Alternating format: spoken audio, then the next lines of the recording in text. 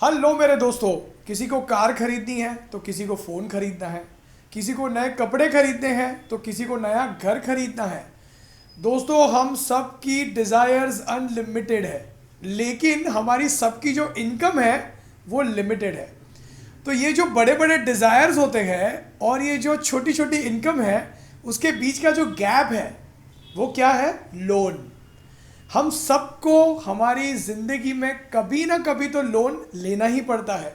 फिर चाहे वो कार लोन हो, चाहे वो होम लोन हो, पर्सनल लोन हो, वेकेशन के लिए लोन हो, शादी के लिए लोन हो, लेकिन लोन लेने की ज़रूरत आई थिंक हम सबको कभी ना कभी तो पड़ती ही है। तो आज इस वीडियो से मैं आपके साथ शेयर करूंगा कुछ बहुत ही स्मार्ट तरीके लोन लेने के। स्मार्ट तरीकों से ज़्यादा किन चीज़ों का आपको ध्यान, किन चीज़ों का आपको ख्याल करना चाहिए लोन लेने से पहले, ऐसी कुछ चीज़ों के बारे में हम डिस्कस करेंगे। मैंने कुछ 10 पॉइंट्स बनाए हैं मेरे सामने, हम एक एक करके उनको समझेंगे। लेकिन दोस्तों, इस वीडियो से अगर आपको कुछ सीखने मिले, कुछ समझने मिले, तो इस वीडियो को प्लीज़ शेयर कीजिएगा अपने फ्रेंड्स और फैमिली मेम्बर्स के साथ, और मुझे लाइक करके इस वीडियो को मोटिवेट मुझे ज़रूर कीजिएगा। तो दोस्तों, आगे कुछ समझे उससे पहले, मैं हूं भाविन, सर्टिफाइड फाइनेंशियल प्लानर, और आप देख रहे हैं YouTube channel the art of wealth building, आपका one point destination to seek an unbiased consultation on personal finance. दोस्तों, सबसे जो पहला बेसिक पॉइंट है, जो आई थिंक आपके माता पिता ने भी आपको बताया होगा, कई सारे और फाइनेंशियल प्लानर्स ने भी आपको बताया होगा। Point number 1, do not borrow more than you can repay. अभी आप कहोगे इसमें नया क्या है? ऑफ कोर्स हमको रीपे नहीं कर सकते तो लोन उससे ज़्यादा नहीं लेना चाहिए। लोन बोरो करते समय आपको कुछ थंब रूल्स फॉलो करना ज़रूरी है। जैसे कुछ बेसिक थंब रूल्स बताऊं तो, आपका जो कार लोन है वो आपकी मंथली इनकम का, जो आपकी कार लोन का जो ईएमआई है वो आपकी मंथली इनकम का 15% के ऊपर हो सके तो अवॉइड कीजिए। कोई इंसान अगर 1 लाख कमा रहा है तो 15,000 रुपये के ऊपर का कार लोन ईएमआई उसे अवॉइड करना चाहिए। थंब रूल नंबर 2, आपकी जो आप टोटल अमाउंट जो आप कार लोन का लेते हो वो आपकी मंथली इनकम का 9 to 10 टाइम्स के ऊपर नहीं होना चाहिए। यानी कोई इंसान अगर 50,000 रुपये कमा रहा है तो he can not afford to buy a car, और he can afford, of course he can afford to, but he should avoid taking a loan of more than 5 to 6 lakh rupees.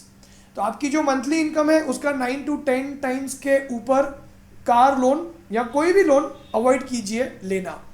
Rule number 3 जो है, आपका जो कभी भी अगर आप पर्सनल लोन लेते हो तो कोशिश कीजिए कि आपकी पर्सनल लोन का जो ईएमआई है वो आपकी मंथली इनकम का 10% से ऊपर नहीं जा रहा है।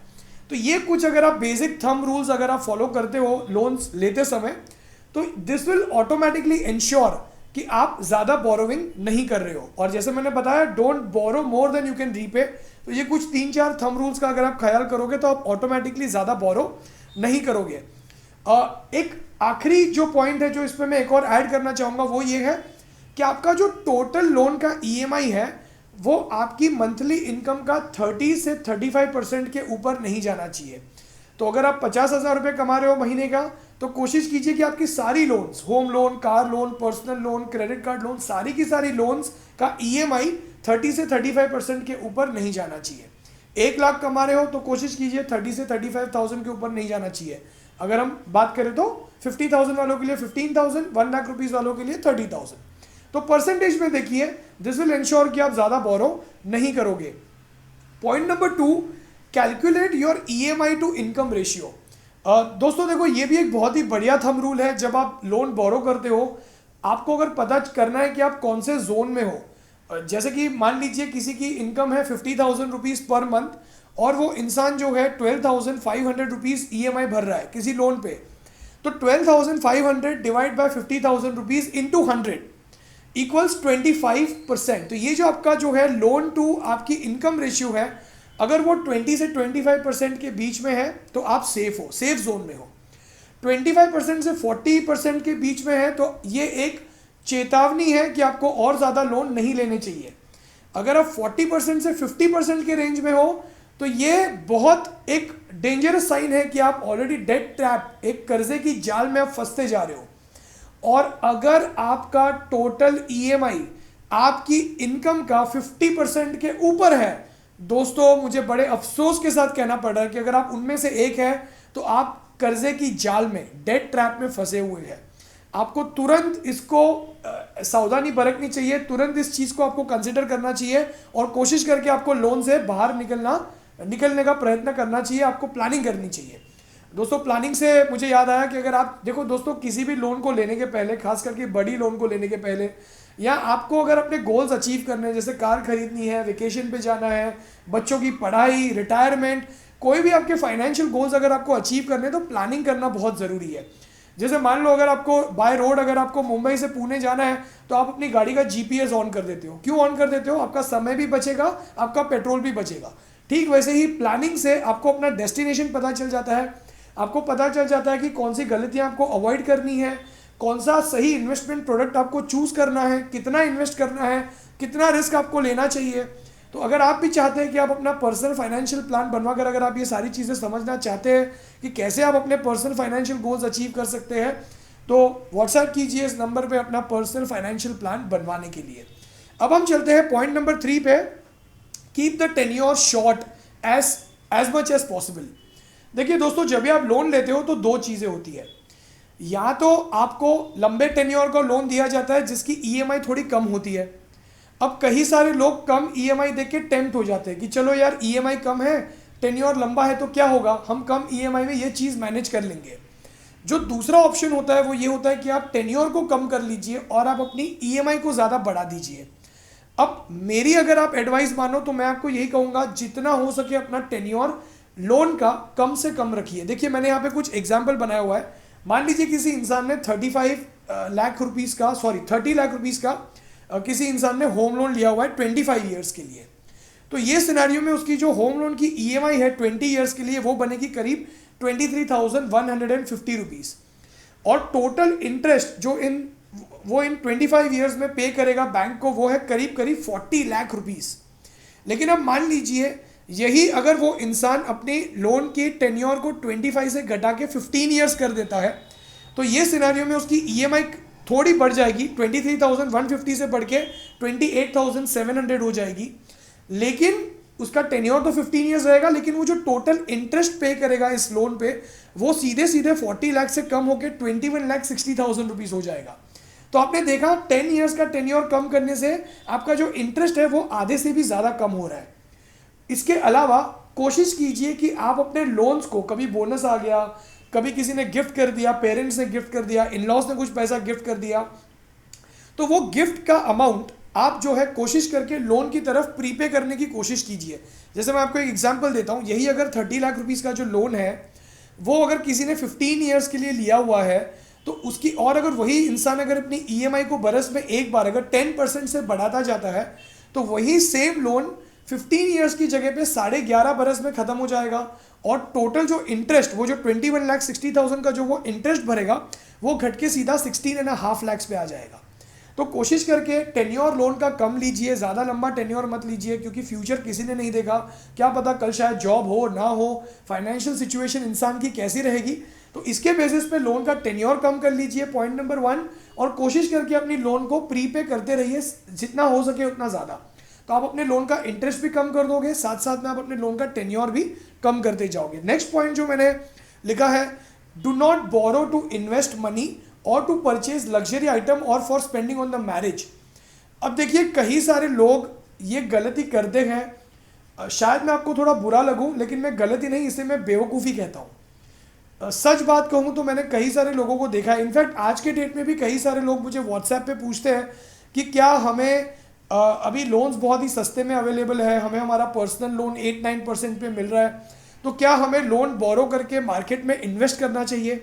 देखिए दोस्तों, पहली बात तो अगर आप लोन को बोरो करके एफडी बनाओगे या बॉन्ड्स में डालोगे तो वो बॉन्ड्स का इंटरेस्ट रेट आपके लोन के इंटरेस्ट रेट को भी बीट नहीं कर पाएगा। पहली बात, अगर आप मुझसे कहोगे कि नहीं हम क्या पर्सनल लोन लेके हम मार्केट में इन्वेस्ट कर दें, क्या पता 5 बरस बाद हमें 14-15% का रिटर्न मिलेगा, कंपाउंडेड ग्रोथ मिलेगा, और हम लोन पे तो सिर्फ 8.5% का ही लोन भर रहे हैं, इंटरेस्ट भर रहे हैं। तो दोस्तों ये बहुत बड़ी बेवकूफ़ी है, क्योंकि अगर आप इक्विटी में इन्वेस्ट करते हो तो इक्विटी बहुत ज़्यादा वॉलेटाइल होता है। ज़रूरी नहीं है कि आप उस लोन के अमाउंट को जो इन्वेस्ट करोगे वो आपको बढ़त होकर ही मिलेगी। शायद बढ़त होके मिलेगी भी लॉन्ग टर्म में, लेकिन शॉर्ट टर्म में अगर वो अमाउंट थोड़ा भी नीचे चला गया ना, आप टेंशन के मारे उसको बेच के नुकसान कर दोगे। तो कभी भी पैसे को बोरो मत कीजिए इन्वेस्ट करने के लिए, ये है रूल नंबर 1। उसके अलावा मैंने कई सारे लोगों को देखा है वेकेशन पे जाने के लिए, आई डोंट नो उनका दिल कैसे चलता है। मतलब मुझे कोई कह दे कि भाई वेकेशन के लिए तुमको लोन लेनी है तो शायद मैं वेकेशन पे ना जाऊं, लेकिन मैं लोन लेके वेकेशन पे कभी नहीं जाऊंगा। पता नहीं लोग बड़ी बड़ी अमाउंट्स के लोन लेते हैं, 5 लाख 6 लाख, ऑस्ट्रेलिया घूमने जाना है, न्यूजीलैंड घूमने जाना है, सिंगापुर घूमने जाना है, लोग 2-2 3-3 लाख के लोन ले लेते हैं हनीमून के लिए। ये तो कुछ नहीं दोस्तों, लोग पीयर प्रेशर में आके अपने फ्रेंड्स को दिखावा करने के चक्कर में, फैमिली को दिखावा करने के चक्कर में, पेरेंट्स कई बार तो अपने बच्चों से कहते हैं बेटा मैरिज के लिए लोन ले लो। दोस्तों प्लीज लग्जरीज पे स्पेंड करने के लिए या इन्वेस्ट करने के लिए लोन मत लीजिए, ये पॉइंट समझना बहुत जरूरी है। Next point, always take insurance with your big loans. मैंने आई थिंक पिछला ही वीडियो टर्म प्लान के बारे में बनाया था, अगर आपने नहीं देखा तो वो भी देखिए। इनफैक्ट मैंने बहुत सारे वीडियोस बनाए हैं, how to prepay your 25 years home loan in 10 years, how to prepay your 20 year loan in 10 years, जिसकी लिंक मैं ऊपर आई बटन में और डिस्क्रिप्शन में शेयर कर दूंगा। वो वीडियोस अगर आपने नहीं देखे तो वो भी देखिए, आपको बहुत कुछ सीखने मिलेगा उन वीडियो से। लेकिन पॉइंट ये है कि कभी भी अगर आप कोई बड़ा लोन लेते हो, जैसे कि होम लोन लेते हो, मान लीजिए किसी इंसान ने होम लोन लिया 50 लाख का, या किसी इंसान ने कार लोन लिया 15 लाख का, लोन लेने के कुछ महीनों बाद, कुछ वर्षों बाद वो इंसान किसी कारण से चल बसा, तो ये केस में अगर टर्म प्लान रहेगा तो टर्म प्लान का पैसा घर वालों को मिलेगा, जिससे कि एटलीस्ट वो ये बड़ा लोन चुका पाएंगे। तो कभी भी अगर आप कोई बिग टिकट लोन जिसे कहते हैं बड़ा लोन लेते हो, तो प्लीज कोशिश करके उस लोन के साथ साथ अपना टर्म प्लान जरूर लीजिए, या आपका खुद का भी टर्म प्लान होना ही चाहिए जो आपकी डेट्स को, आपकी लोन्स को इजीली कवर कर सके। और नेक्स्ट पॉइंट जो मैंने बनाया है, keep looking for the better rates. ये बहुत ज़रूरी है दोस्तों। देखिए जैसे कई सारे होम लोन्स आज के डेट में भी MCLR यानी कि marginal cost of lending rate पे चल रहे हैं, जबकि अब नया जो रेट है वो है RLLR, repo linked lending rate. तो रेपो लिंक्ड लेंडिंग रेट जो है वो काफ़ी सस्ता पड़ता है, एवरी क्वार्टर वो चेंज हो जाता है, आपको इम्पैक्ट जल्दी मिलता है लोन का। तो कोशिश करके अपनी कोई भी लोन, चाहे वो पर्सनल लोन हो, कार लोन हो, आपकी होम लोन हो, कोशिश करके ऐसा कीजिए कि आपकी जो लोन्स है वो आपको सस्ते रेट पे मिलती जाए। अगर आपको पता है, अगर आपको 8% की जगह पे अगर या 9-10% की जगह पे अगर आपका नया लोन 8% पे भी मिलता है, और वो लोन अगर 25 लाख 30 लाख का लोन है, तो आपको वो 2% बहुत ज़्यादा फर्क कर देगा। हाँ, लेकिन रेट चेंज करते समय, लोन बैंक वगैरह चेंज करते समय एक चीज़ का ख्याल कीजिए कि आपका processing fee, pre payment charges वगैरह क्या है वो सब देख के कीजिए। पता चला आपने कम लोन के चक्कर में बैंक तो चेंज कर लिया, लेकिन आपका जो फायदा होने वाला था वो सारा का सारा आपने प्रोसेसिंग फी वगैरह में दे दिया, तो वो जरा बात का ख्याल कीजिएगा। नेक्स्ट पॉइंट जो मैंने लिखा है वो है read the loan terms and conditions carefully. क्या आपका लोन फ्लोटिंग रेट पे है? क्या आपका लोन फिक्स्ड रेट पे है? क्या अगर आप लोन को प्रीपे करोगे तो कोई प्री पेमेंट पेनल्टी लगेगा? क्या आप लोन को प्रीपे कर सकते हो या नहीं कर सकते हो? अगर कर सकते हो तो मिनिमम कितने महीनों तक आपको लोन का EMI भरना पड़ेगा? दोस्तों इन सब चीज़ों को पहले समझिए, लोन लेने की जल्दी मत कीजिए। जब भी आप लोन लेते हो तो इन चीज़ों को ठीक से पढ़िए, अपने बैंकर्स को क्वेश्चन पूछिए। ये सब क्वेश्चंस पूछोगे, आपको जितना ज़्यादा नॉलेज रहेगा उतना आप अपने लोन को अच्छे से मैनेज कर पाओगे। तो read the terms and conditions very carefully, ask questions, ठीक है। और नेक्स्ट पॉइंट जो है consolidate all your expensive loans. ये तो मैं हर बार कहता हूँ, मैंने कई लोगों को देखा है दोस्तों, ये भी शायद मैं आपको थोड़ा बुरा लगूं दोस्तों, इसको भी हम बेवकूफ़ी ही कहते हैं। कई लोगों के पास 1-2 लाख की FD पड़ी होती है, जिसमें उनको हार्डली 4% का रिटर्न मिल रहा होता है, टैक्स वैक्स काटने के बाद हार्डली 3% का रिटर्न मिल रहा होता है, और उनके ऊपर क्रेडिट कार्ड का 36% वाला जो है बैलेंस चल रहा होता है। अब सोचिए दोस्तों, ऐसे कितने सारे लोग हैं। शायद आप ये चैनल को काफ़ी समय से देख रहे हो, शायद आप ऐसी मिस्टेक नहीं कर रहे हो, लेकिन ऐसे काफ़ी लोग हैं जो लोग ये मिस्टेक करते हैं। तो कोशिश कीजिए आप अपनी लोन्स को कंसोलिडेट कर लीजिए। अगर आपकी कोई एक्सपेंसिव लोन चल रही है, आपका क्रेडिट कार्ड के ऊपर अगर महंगा वाला लोन चल रहा है, आपका कार लोन पुराना वाला है जो अभी भी 10-11% पे चल रहा है, आपका होम लोन आज की तारीख में भी अगर NBFC से है 10-12% पे चल रहा है, तो कोशिश करके लोन को कंसोलिडेट कर दीजिए। आपकी सारी की सारी महंगी लोन को एक सस्ते लोन में कन्वर्ट करवा दीजिए और छोटी EMI भरिए। मैं आपको गारंटी देता हूं कि उसमें आपका बहुत सारा इंटरेस्ट जो है सेव हो जाएगा। नेक्स्ट पॉइंट जो है इंश्योर रेगुलर पेमेंट्स। दोस्तों मैंने कई सारे लोगों को देखा है जो लोग लोन ले लेते हैं, लेकिन अनफॉर्चुनेटली वो उसको रीपे नहीं कर पाते। अब रीपे नहीं कर पाते हो तो ठीक है, वो जानबूझ के कई बार रीपे नहीं करते हैं, that is called wilful default. दोस्तों आपको एक चीज समझनी है कि अगर आप अपने लोन को समय से पे नहीं करते हो तो आपकी बैंक रिपोर्ट करती है सिबिल में, यानी आपका क्रेडिट स्कोर इंपैक्ट होता है और फ्यूचर में जो है आपको नया लोन मिलना बहुत डिफिकल्ट हो जाता है। दोस्तों कभी भी लॉन्ग टर्म सोचिए, शॉर्ट टर्म मत सोचिए, लोन को डिफॉल्ट मत कीजिए। समय सर अगर आप लोन ले रहे हो तो समय सर उसकी ईएमआई भरिए, और अगर आप ईएमआई नहीं भर पाते हो तो लोन लीजिए ही मत, अपनी डिजायर्स को कंट्रोल कीजिए। आखिरी पॉइंट जो है, do not withdraw from your retirement corpus to fund your child's education और मैरिज। मैंने कितने सारे पेरेंट्स को देखा है जो ये बेवकूफ़ी करते हैं, अपने रिटायरमेंट के पैसे, किसी को ग्रेजुएटी आई होती है, किसी को वॉलंटरी रिटायरमेंट का फंड आया होता है, किसी को प्रोविडेंट मनी का फंड आया होता है, किसी को पेंशन वाला कोई एक एनपीएस वाला कोई फंड आया होता है। लोग क्या करते हैं, लोग उस फंड को उठा के अपने बच्चे की हायर एजुकेशन में डाल देते हैं, अपने बच्चे की मैरिज के पीछे खर्चा कर देते हैं, बिना ये सोचे कि बुढ़ापे में उनका खुद का क्या होगा।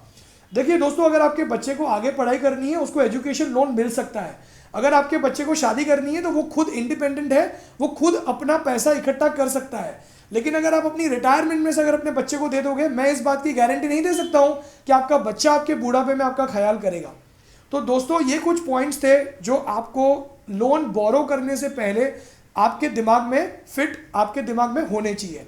तो दोस्तों मैं एक बार क्विकली समराइज कर लेता हूं। Do not borrow more than you can repay. Point number 2, calculate your loan EMI to income ratio. Point number 3, keep tenure as short as possible. Point number 4, do not borrow to invest money or spend on the luxury items like vacation and marriage. Do not always take insurance on your big loans. Keep looking for the better rates. Read the loan terms and conditions carefully. Consolidate your expensive loans. Ensure regular repayments. Do not withdraw from your retirement corpus to fund your child's education and marriage. तो दोस्तों उम्मीद करता हूँ इस video से आपको कुछ सीखने मिला। अगर आप अपना पर्सनल फाइनेंशियल प्लान बनवा कर ये समझना चाहते हैं कि कैसे आप अपने गोल्स अचीव कर सकते हैं तो व्हाट्सएप कीजिए इस नंबर पे, ज्वाइन कीजिए हमारा एक्सक्लूसिव टेलीग्राम चैनल जिसकी लिंक मैंने नीचे डिस्क्रिप्शन में शेयर की है। फॉलो कीजिए हमें इंस्टाग्राम पे, चैनल को सब्सक्राइब कीजिए, वीडियो को लाइक कीजिए, शेयर कीजिए इस वीडियो को मुझे मोटिवेट करने के लिए और यंग लोगों में फाइनेंशियल लिटरेसी फैलाने के लिए। तो दोस्तों आज के लिए इतना ही। अगर आपने अब तक हमारा यूट्यूब चैनल मेंबरशिप ज्वाइन नहीं किया वो भी ज्वाइन कर लीजिए, जहां हम शेयर करते हैं एक अच्छा स्टॉक, वेल रिसर्च स्टॉक हर महीने, जिसकी लिंक मैंने अगेन नीचे डिस्क्रिप्शन में दी है। तो आज के लिए इतना ही दोस्तों। थैंक यू सो मच आपका समय मुझे देने के लिए। Wish you all the best. God bless you all. Thank you so much. Take care.